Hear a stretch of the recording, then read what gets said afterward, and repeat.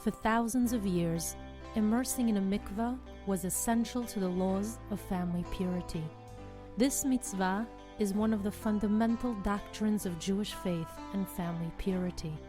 For thousands of years, Jewish couples who have committed themselves to this ancient law have felt that their marriage was strengthened and enhanced through this holy observance. The mitzvah of mikveh is the core of the Jewish family. It's what maintains the foundation of the Jewish people. In those waters, a woman is able to experience a renewal, a very unique moment of special closeness to God, where she could pray for herself, for her husband and family, and for all of Am Yisrael. When a woman immerses in the mikveh, she's connecting herself to the source of life, to the world of purity and kedusha. She's connecting herself to God in a spiritual way that transcends her physicality. And this precious mitzvah of upholding the purity of the Jewish family is entrusted to the woman.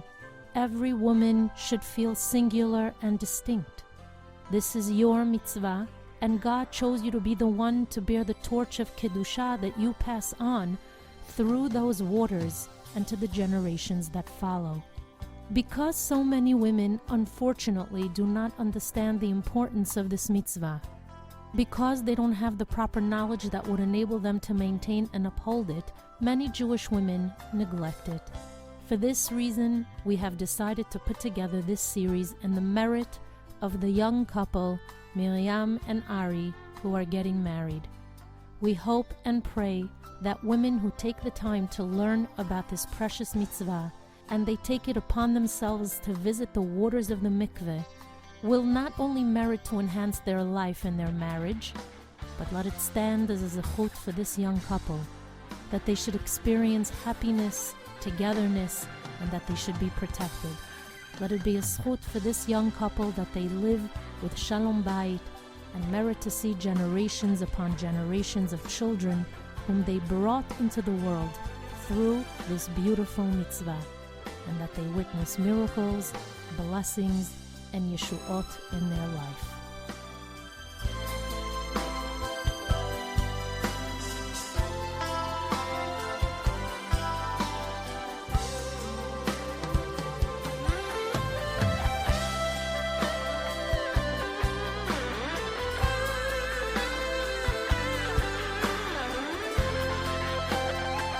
We hope this series will also stand as a merit to all of the singles in Am Yisrael who are searching for their zivug. May they be zeicha to fulfill the mitzvah of mikveh speedily.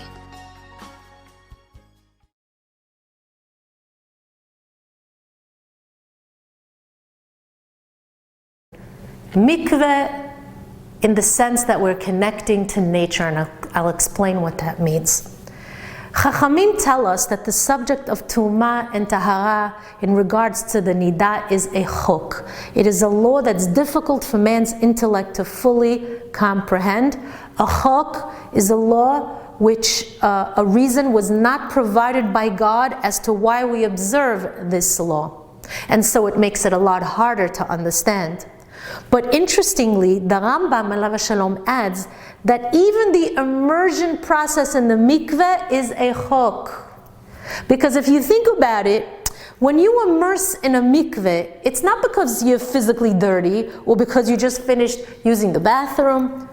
Therefore, the Rambam concludes that even the immersion into the mikveh itself is considered a chok of which the lofty reasons are hidden from a person, just like the laws of Para Aduma are hidden from us and other chukim. So immersion in a mikveh is one of the hidden laws of Judaism. But regardless of that fact, we're going to try to understand, at least on the surface, a little bit about its elevated status. And hopefully, ladies, as we delve deeper into the matter, what will be revealed to us is an amazing picture of the mikveh's wonder, its purpose, and the role that it plays in our life. We'll even discover the internal changes that it creates in a person. So let's begin. In Sefer Vayikra, the pasuk says, Ach ma'ayan ubor mikve mayim yihiyeh tahor. But a spring or a cistern, a gathering of water, remains clean. The Torah infers that a mikveh can only be a wellspring or a deep pit. And based on that inference, Rabbanim understood that in order for the person who immerses in a mikveh to be tahor, to be truly purified, he must immerse himself in a mikveh that resembles a wellspring in two ways. First, Chachamim stated, Ma ma'ayan sheikaro bakarka. Just as the essence of a wellspring is rooted deep in the ground, af mikveh sheikaro bakarka, so too a mikveh, its essence lies in the ground. Therefore, the structure of a mikveh has to be such that it has to be embedded in the ground. Water that's in a vessel, or a boat, for example, which floats on top of the water, is not considered a kosher mikveh. In other words, a tub, a bathtub, which is filled with water, or a pool on a boat that floats on top of the ocean, is not considered a mikveh, even if the tub or pool consists of 40 se'ah, which is approximately 760 liters, which is the appropriate amount of water to have in a kosher mikveh. Still, it wouldn't be considered a kosher mikveh, ladies. So therefore, going into your tubs, even if you have 760 liter tub, or going into a pool that is on a boat on top of the ocean, would not be considered a mikveh. Therefore, criteria number one for a mikveh is that it has to be embedded deep in the ground, and it has to contain at least 760 liters of water. The second criteria is something else the Rabbanim concluded. Ma ma'ayan bidei shamayim, just as a wellspring receives its waters from the heavens, af mikveh bidei shamayim, so too the mikveh has to contain waters that come from above, that come from the heavens. In other words, the waters of the mikveh have to enter the wellspring or vessel that's built into the ground in a natural way, without the assistance of any person, so that the waters enter the mikveh in a natural manner, rainwater. These two conditions, a pit that's built into the ground and the natural waters that flow from nature, they reveal something profound, ladies. You know what we learn from this? That mikveh isn't about the cleanliness of the body, but rather the purification of a person. And that purification is attained when the person enters the mikveh and connects to nature. Now that's interesting. How is purification achieved through nature? Ladies, when we observe nature, we discover a very interesting phenomenon. In order to grow fruits and vegetables, we plant a seed into the ground. From that seed, all the plant life we wish to produce begins to grow. Fascinatingly, the growth process takes place in two stages. First, the decay process, and then the growth process. The seed you plant into the ground goes through a complete decaying process. And from that process of decay, the growth can begin. Now this process is something we truly have to wonder about, because is it possible that the decaying process, which represents the end, can that truly bring life, growth, and renewal? How can something that's decaying bring forth new life, new fruits, new vegetables? So first of all, let's see how this decaying process takes place b'chlal. So it seems that it occurs as a result of the breaking down of all the various materials that are in the seed itself. These materials, they surround the center point of the seed. And only when that center point of the seed is revealed through the refining process of the materials that are breaking down, only then can that seed truly begin to grow. In other words, the seed sheds all the various materials that aren't good for its growth. And the only thing left is that center point, the most productive aspect of that seed. And when the refining process has come to an end, and all that's left is that center point of that seed, only then can the seed flourish. So planting the seed into the depths of the earth creates refinement, purification, and growth.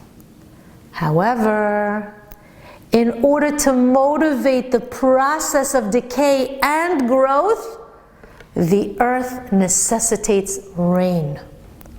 Without water, the decay process and the growth process will not occur. This is a fascinating phenomenon.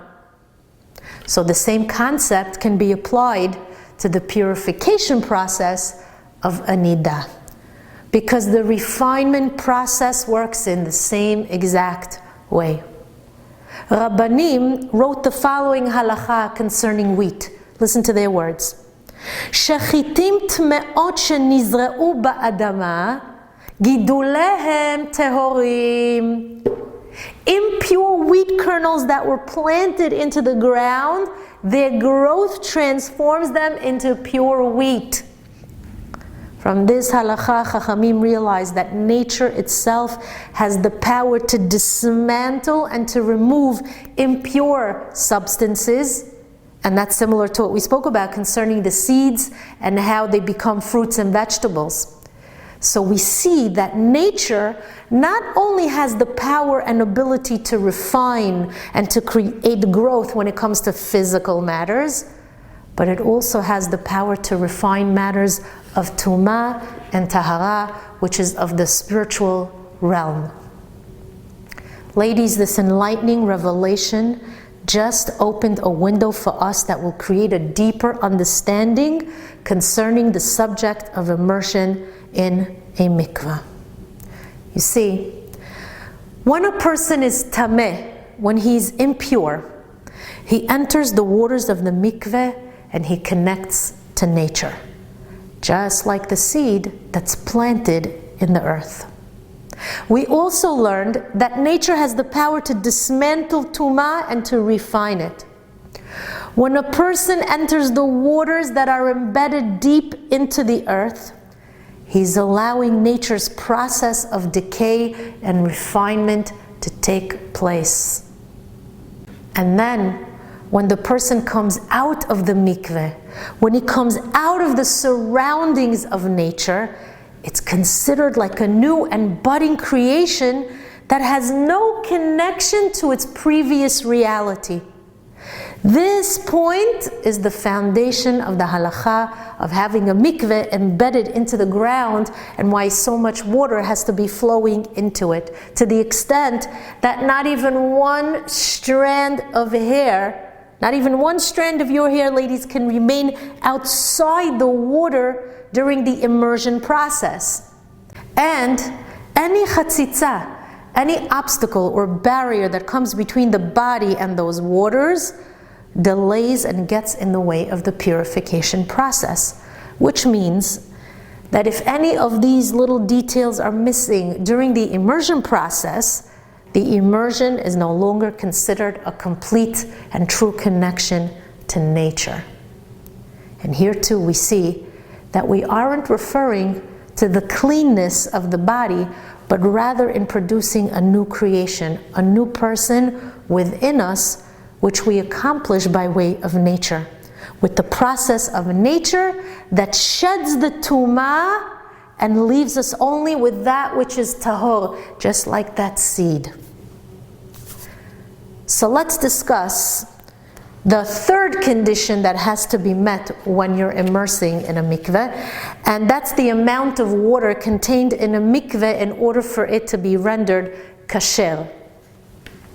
The halacha says, as we mentioned, that there must be a minimum of 40 se'ah, 760 liters of water. That's the amount that's enough for a person to immerse his entire body. And when delving into the root of the matter, we find that the number 40 contains within it the expression of renewal and creation. How do we see that? The Gemara of Psachim tells us that a fetus develops in the womb within a 40-day period. The Gemara of Sotah tells us that 40 days before a baby is created, a bat kol, a heavenly voice, announces who that baby is going to marry. Bat ploni le ploni. The Mabul, the great flood, occurred within a 40-day period. The Dor HaMidbar had to wander for 40 years prior to entering Eretz Yisrael. Yonah HaNavi alav hashalom warned the city of Nineveh that they had 40 days to do tshuva before HaKadosh Baruch Hu destroys the city. There are 40 days of repentance from Rosh Chodesh Elul until Yom Kippurim. Moshe Rabbeinu went up to Har Sinai to retrieve the Torah for a 40-day period. This is incredible because there seems to be a theme here. We see that the number 40 is a necessity when it concerns a purification that constitutes either a new person from within, a new life, a new world, a new status of some kind. Therefore, in order to produce a renewal of man, the waters of the mikveh have to contain 40 se'ah. And here too we see that this has nothing to do with the cleaning of the body from any physical dirt. In actuality, there are 6 conditions that have to be met before a mikveh can have its status of a mikveh. So let's go over those conditions which are written in the Yeridea. Number 1, the mikveh must consist of water and not any other kind of liquid. Number 2, the mikveh must be built into the ground. It cannot be a vessel that can be disconnected or carried away. Number 3, the water of the mikveh cannot be running or flowing, with the exception of a natural spring or a river that derives its water from a spring. The waters of the mikveh can't be drawn or brought to the mikveh through direct human intervention. Number 5, the water cannot be channeled to the mikveh through anything that can become unclean. For this reason, it can't flow to the mikveh through pipes or vessels made of clay, metal, or wood. And the last condition is that the mikveh must contain at least 40 se'ah, which is approximately 200 gallons of water, or in liters, like we said, 760 liters. I now want to discuss, ladies, that letter of transition, the mem. We saw that the mikveh entails 2 basic components, water and the number 40. Both of these concepts are contained in the letter mem, which happens to be the first letter of the word mikveh. The letter mem derives its name from the word ma'im, which means water. And its numerical value is equal to 40. So it's not surprising that the letter mem is used to represent the word mikveh. Not only that, but the Sefer HaYetzirah informs us that the letter mem is associated with the womb. How? Let's look at the mem sofit. The mem sofit represents the womb that's closed during pregnancy. And the regular mem, the open mem, represents the open womb prior to birth.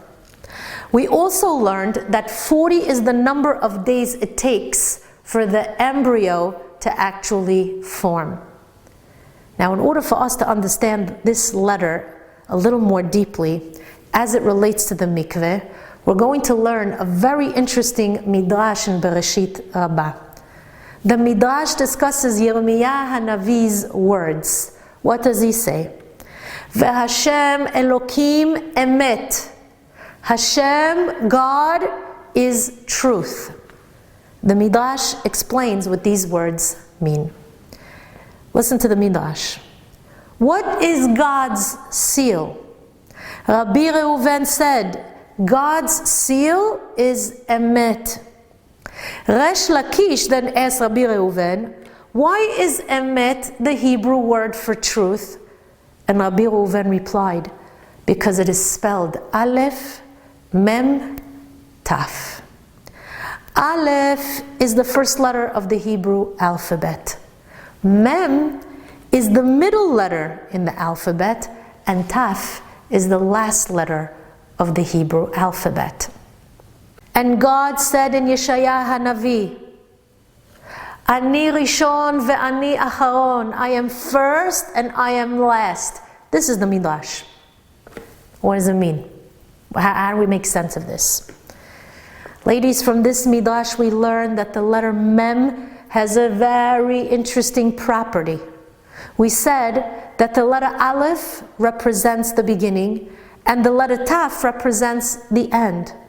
The letter Mem, however, represents that transitional stage. And we see that idea expressed in the word emet. The first two letters of the word emet spell the word em. That's the beginning of man. Man comes to being through his mother, his em, Ima. The last two letters of the word emet spell the word met, death. That's the end of man. But what we see here is that the letter Mem represents the concept of transition and change. How? Because Aleph is the past. Taf is the future. So Mem represents the transition from the past to the future. Mem therefore represents the present. Ladies, the past is gone and it cannot be changed. The future is untouchable. We don't know what tomorrow will bring. Therefore, the arena of action where all the changes can take place is right here, right now, in the present. But on a deeper level, the transition from the past to the future also represents an aspect of birth.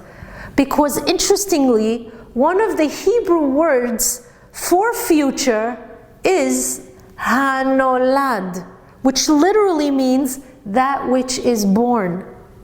The womb in which the future is born, that's our present.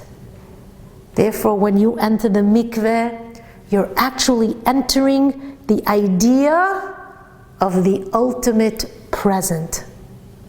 Which means that when you enter those waters, when you go into the mikveh, the past and the future cease to exist for you during the time that you are in those waters, immersed in mayim.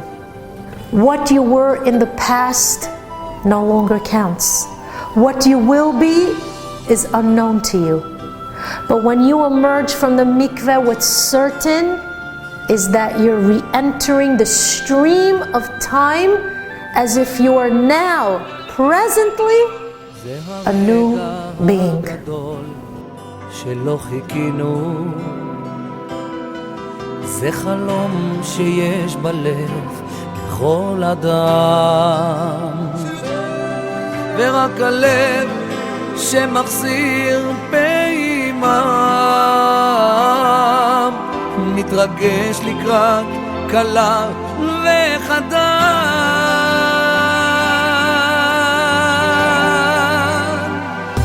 שני פרחים בתוך האור, בליבם חלום גדול, היא שלו והוא שלה, כל חתן וכל כלה, ועולה האור, אור על החופה.